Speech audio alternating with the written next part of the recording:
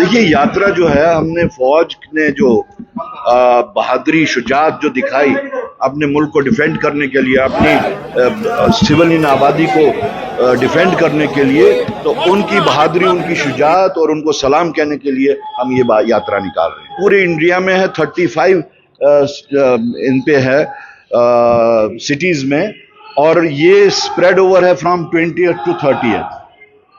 तिरंगा यात्रा का मिसयूज अगर कर रहे हैं तो वो बीजेपी कर रहे हैं। हम जय हिंद यात्रा जो है वो सेना के वेलर जो उन्होंने दिखाया है उस वास्ते कर रहे हैं।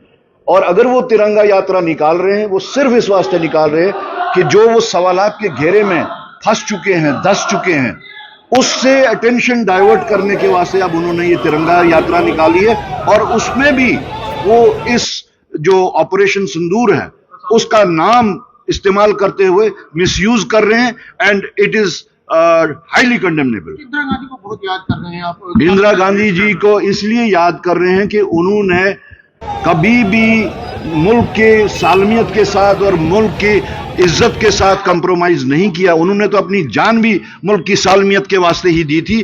तो आज कंपैरिजन में आ रहा है कि जिस मिसेस इंदिरा गांधी के बारे में ये अब शब्द कहा जाते थे, आज वही मिसेस इंदिरा गांधी पूरे हिंदुस्तान में फिर से याद की जा रही हैं। उनकी शुजात, बहादुरी और नेशनल ये जो उनका जो विकार था, नेशनल विकार को खड़ा रखने के वास्ते उनको याद किया जा रहा है। बिल्कुल गलत हुआ, कैसे नहीं हुआ।